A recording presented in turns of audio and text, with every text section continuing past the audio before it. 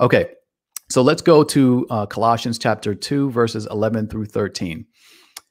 In him you were also circumcised with the circumcision made without hands, by putting off the body of the sins of the flesh by the circumcision of Christ, buried with him in baptism, in which you also were raised with him through faith in the working of God, who raised him from the dead.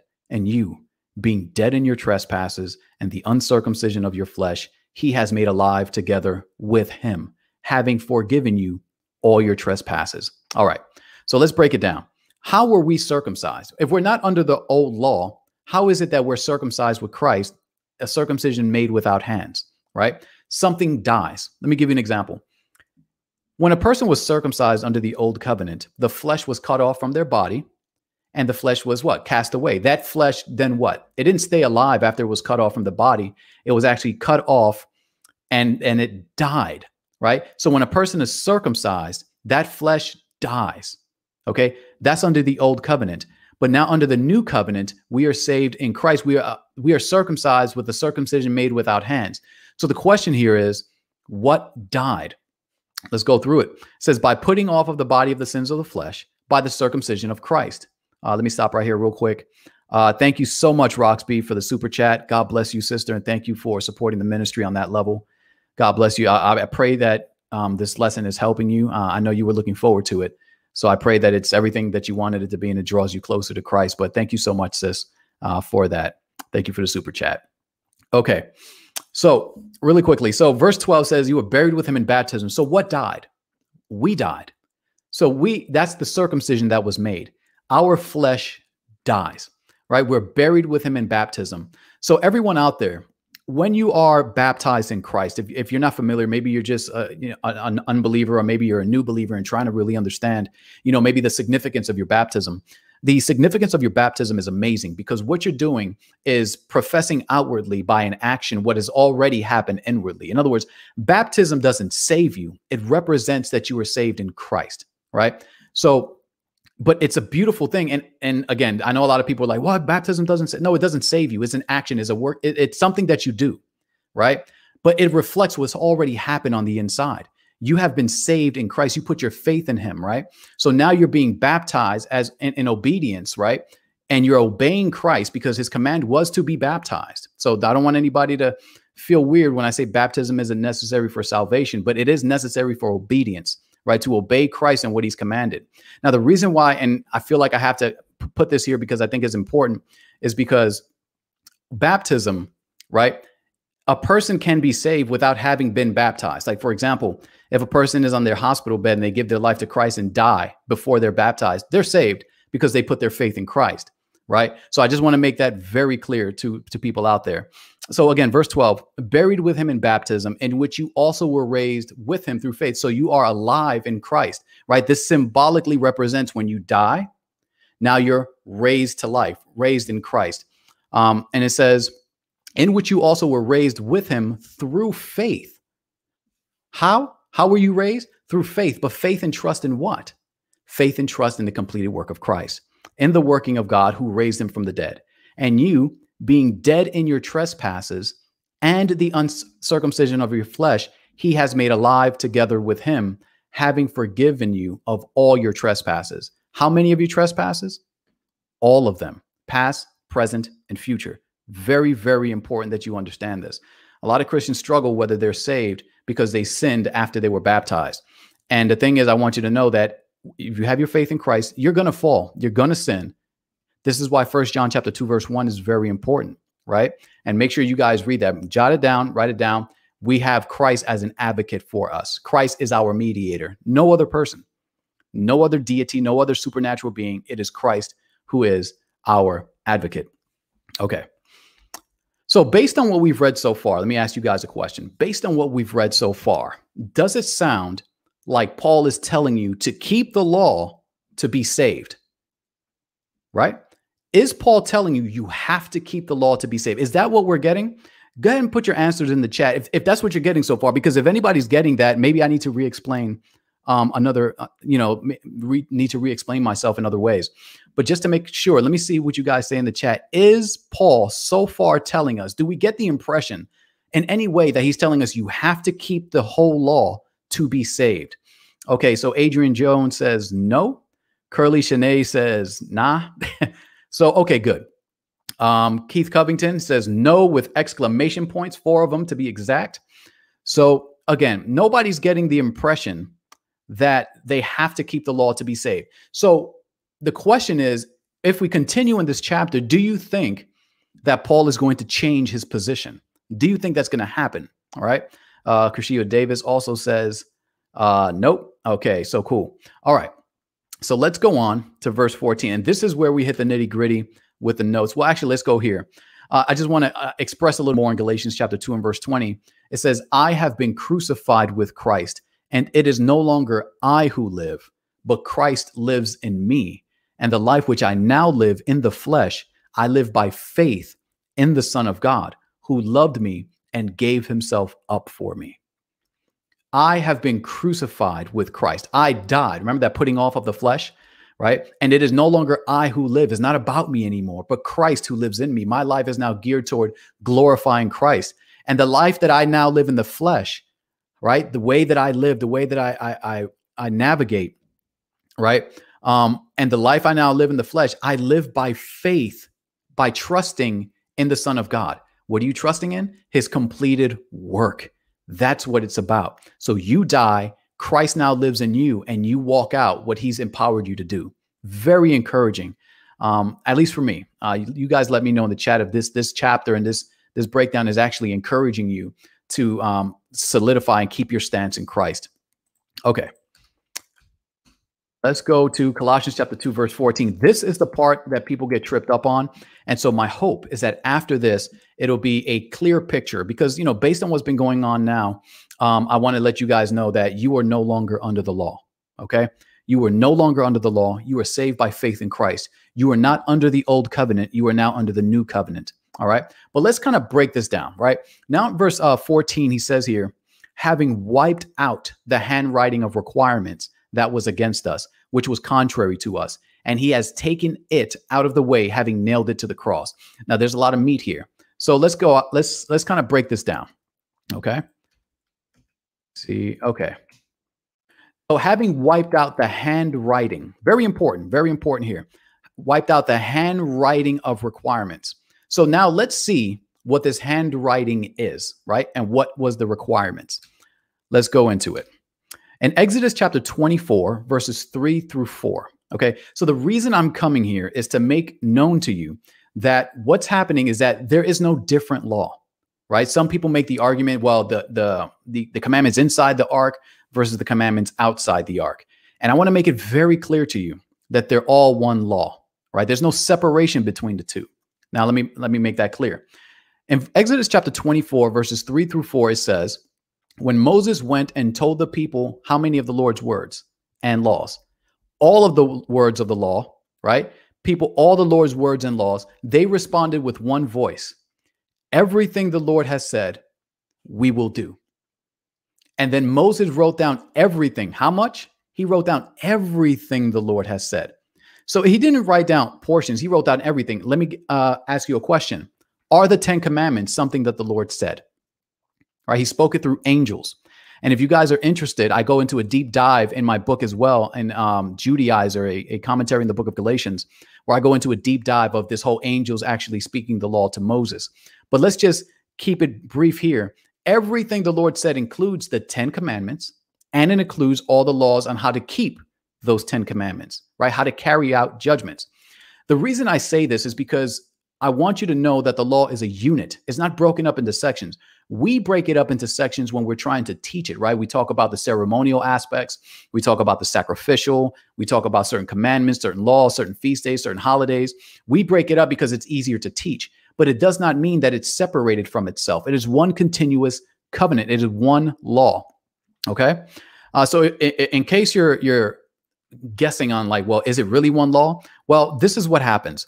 If you go to James chapter 2 and verse 10, James says that if you offend in one point, you're guilty of all. Well, how can you offend in one point of the law and not just be guilty of just that one law, unless they're all interconnected, right? That means every law is connected to another. You can't keep part of the law and be guilt-free, right? So like, for example, if I commit adultery, right? God forbid, if I commit adultery, guess what? I'm guilty of breaking the whole law because it's an interconnected thing. It is one unit. I'm guilty. That means I receive the penalty. Also, if an individual tells you that you have to keep the law to be saved, the question you ask them is, well, do you keep the whole law? And the law doesn't just mean, do you recognize that adultery is wicked?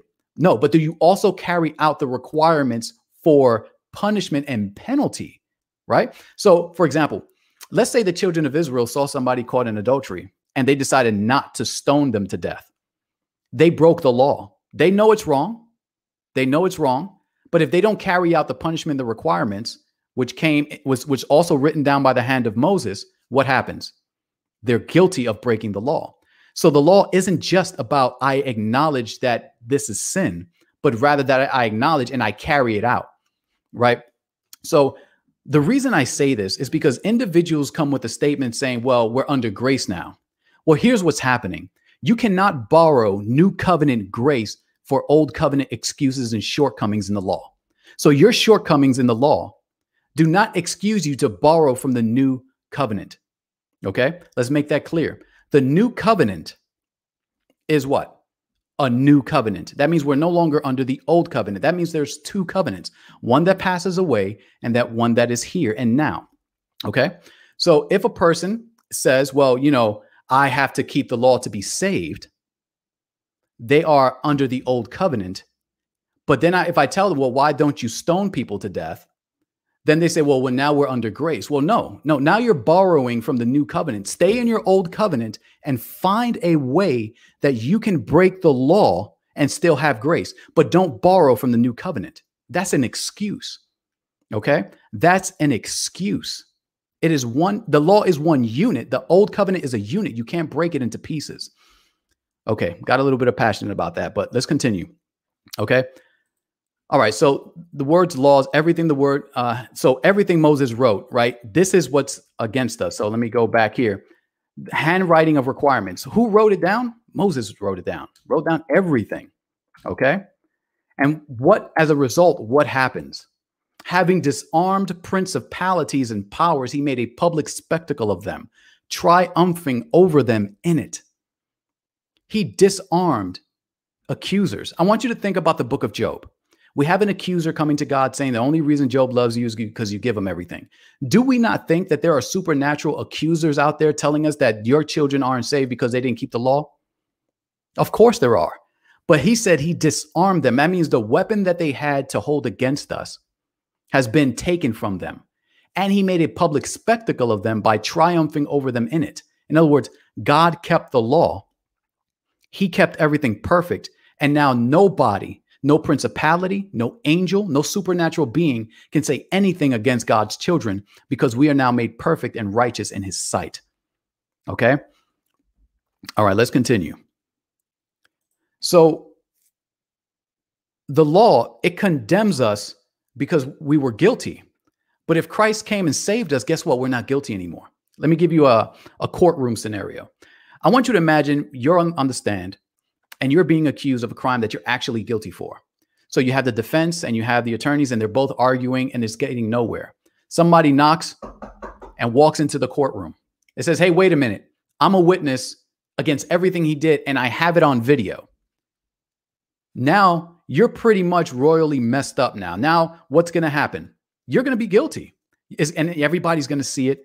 And there's no way now you're condemned. But what did Christ do? Right? What did Christ do? By his own death, he killed the witness. So now the witness is there and he can't do anything. The witness is dead. This is how Christ triumphed over them in it. Those witnesses, that witness who had all their evidence has nothing to bring across because they're dead. He killed them by his death on the cross. So let's continue. All right, let's go into Colossians chapter 2, verses 16 to 17. Okay, this is very important. It says, so let no one. So because of everything I just told you about Christ being sufficient, about everything being fulfilled by Christ, about the witness being put to death that was against you, about all of the old covenant now being done away with, and now you're under a new covenant. So because of all this, don't let anyone judge you in food or in drink, or regarding a festival or a new moon or Sabbaths, which are a shadow of things to come, but the substance is of Christ. Let's break this down. So since Christ has done all of this, nobody can judge you on what you eat. They can't say, well, you're no longer in Christ because you eat this or you don't eat that, or what you drink, or regarding a festival. So some people will kind of, fall back and say, well, we still have to keep the Sabbath day holy. The Sabbath day is necessary. It's a sign between God and his people that we have to keep this to be holy. Well, let's break it down and let's see what Paul is saying here. I want you to keep one word in your mind. In Colossians chapter 2, verse 16, it says, or regarding a festival or new moon or Sabbaths. Let's break it down. Let's go to Leviticus chapter 23, verses 1 and 2. So you go to Leviticus chapter 23, verses 1, 2, and it's about to tell you about a list of festivals. But let's break it down. Let's make it very clear. This is where I would suggest that you get your pen and paper ready. Leviticus chapter 23, verses 1 and 2 says, and the Lord spoke to Moses, saying, speak to the children of Israel and say to them, the feasts of the Lord, which you shall proclaim to be holy convocations, these are my feasts. All right. Now, the word feast here is the Hebrew word moed. It comes from H3259. You can find that in your concordance. And this is what it means. Properly an appointment, that is a fixed time or season, specifically a festival. Interesting term, right? So let's go back. So when it says, remember, Leviticus chapter 23, verses 1 and 2 is about to tell you about a list of festivals that the children of Israel were required to keep. Let me see. Well, when you go back to Colossians 2:16, it says, don't let anyone judge you in food or in drink or regarding a festival. Now, if I can show you that the Sabbath is a festival, then that is including the Sabbath day, the seventh day. Well, let's go to it. Leviticus chapter 23, verse 3, the first festival that is mentioned is the Sabbath day. It says, 6 days shall work be done, but the seventh day is a Sabbath of solemn rest, a holy convocation. You shall do no work on it. It is the Sabbath of the Lord in all your dwellings. So what is this day? Now let's go back. Colossians chapter 2, verse 16 and 7 said, don't let anyone judge you in food or in drink or regarding a festival. The first festival in Leviticus chapter 23 mentioned before it mentions all the other festivals, which means it groups them all together as a list of festivals, is the Sabbath day. Moed. It's a festival. So let me break it down and let's try to make it real simple. Leviticus chapter 23, verses 1 and 2 is getting ready to tell you about a list of feasts. The word feast there is the Hebrew word moed that you see at the bottom of the slide. It means is a fixed time or season, specifically a festival. The first festival that it mentions is keeping the Sabbath day. So that means when Colossians chapter 2, verse 16 reads, don't let anyone judge you in food or in drink or regarding a festival or new moon or Sabbaths, it's including the actual Sabbath day from the Ten Commandments that was given on Mount Sinai, along with the rest of the law, thereby unifying them all together. Hopefully you guys got that. If you have any questions, please feel free to ask me in the chat later. And also, so here's what I want you guys to think about. A good question to ask someone who says that you have to keep the law to be saved is this. How did Christ, if we're supposed to keep the law and keep the Sabbath, but the verse here in verse 17 says, which are a shadow of things to come, but the substances of Christ. Please explain to me how the Sabbath is pointing to Christ if you still have to keep the Sabbath day holy. A law keeper, quote unquote, a law keeper cannot answer that question because in their worldview, he hasn't fulfilled it because they're still keeping it. You see it? Hopefully you guys are getting it. If you are a follower of Christ, however, we can say that he's fulfilled it because he has done all the work, right? We can now rest in him and his completed work. But the law keeper cannot rest in him because Christ is not enough for them. He's not sufficient. But for us as Christians, he is sufficient. This is why in verse 17 says, which are a shadow of things to come, but the substance is of Christ. Everything, every single one of those high holy days. And maybe I'll do a study on each of the holy days. I think that'll be a really good study for us to do and actually walk through how each of the high holy days actually point to Christ. But specifically, the whole point of the Sabbath is that it points to Jesus, right? It points to his completed work. He takes the load off of us and we rest in him. But a lawkeeper can't say anything about this. They can't say, oh, Jesus Christ fulfills the Sabbath. They can't say that because they're still trying to keep the law. Very important.